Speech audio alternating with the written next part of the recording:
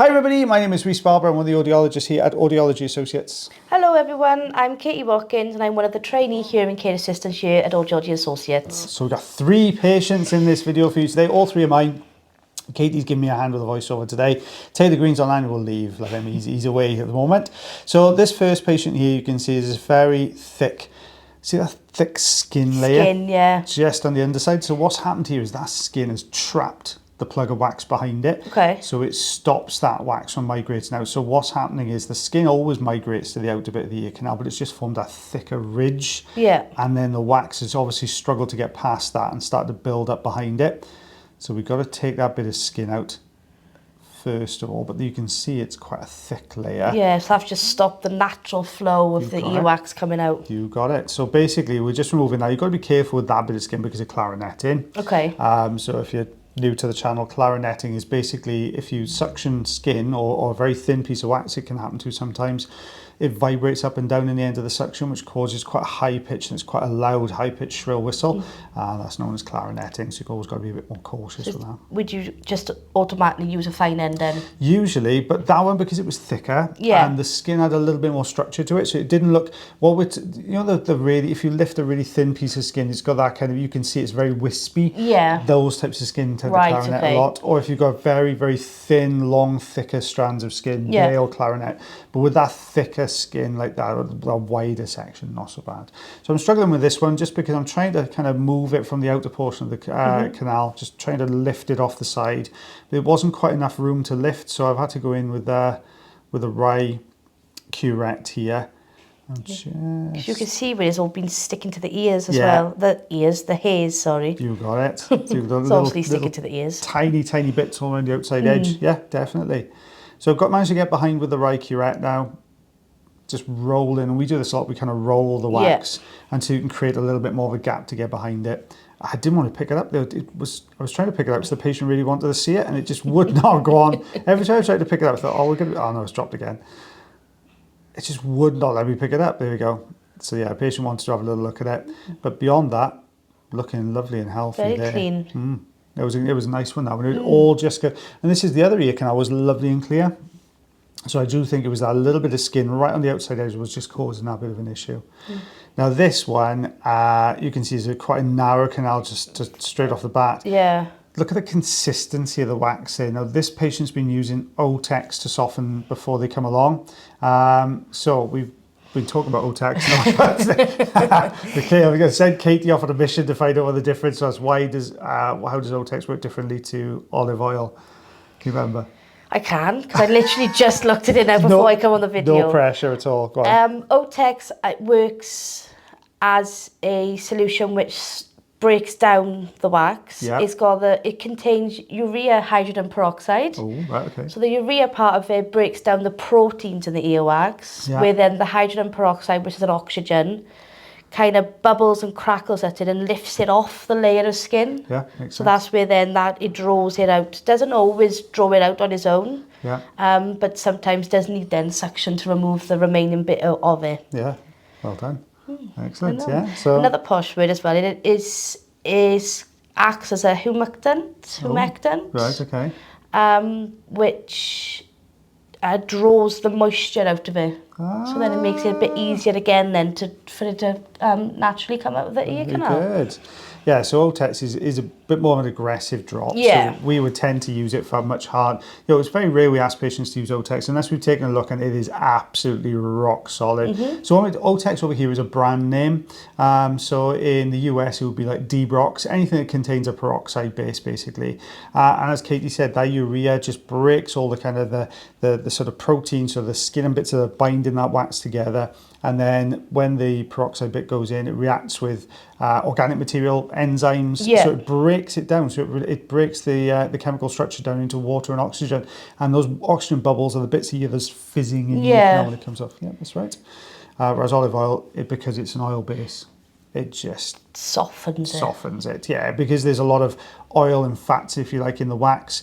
Then the olive oil basically mixes with those lipids and those fats inside the wax and just helps to kind of sort of soften it right down, so it just softens the surface, lubricates the canal.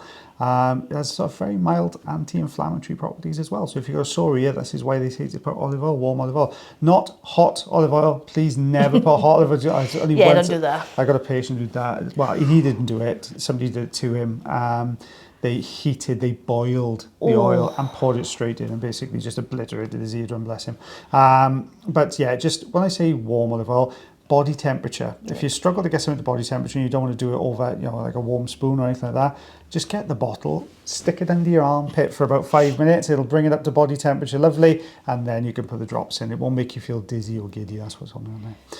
So we've got past that initial sort of wetter section, which is where those peroxide drops have just softened, bubbled through that plug, and then we're left with this much harder sort of remnant of the plug, the back end of the plug now. Yeah, when it didn't quite reach it. You've got it, because all these drops are great, but they only work on what they come into contact with. Yeah. So when you've got bigger plugs like this, with you can see that rear section was just absolutely solid. That's what the front of the plug would have looked like originally. But yeah, looking a lot better now. Just a bit of tidying up to do in here. So just getting these little pieces away. And it always leaves that kind of mushy residue around the outside edge, unfortunately.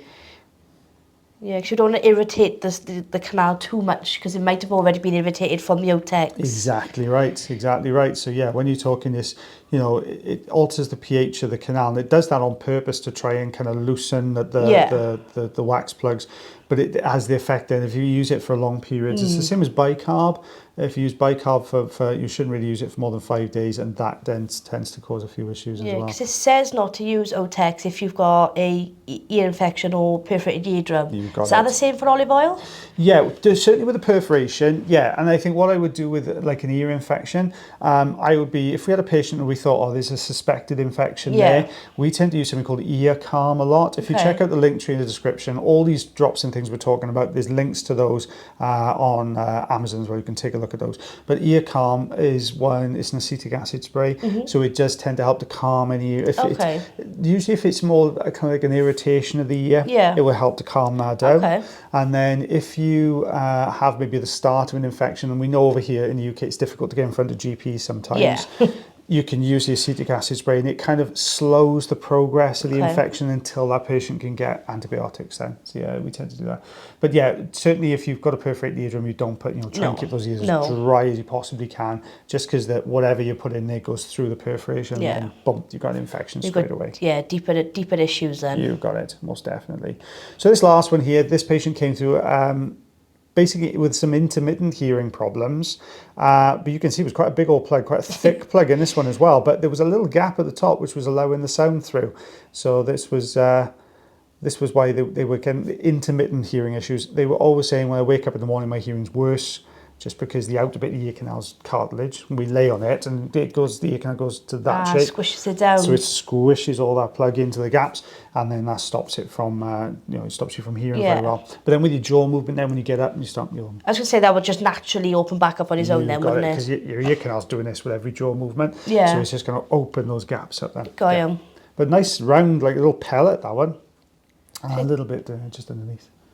It doesn't look like it's been building up for a while, because the consistency is all the same all the way through that bit of wax then, wasn't it? Yeah, you will find sometimes you get like almost like a gradient of colour or changing consistency as you go the older the wax is, definitely. There you go, looking lovely. Really, really healthy.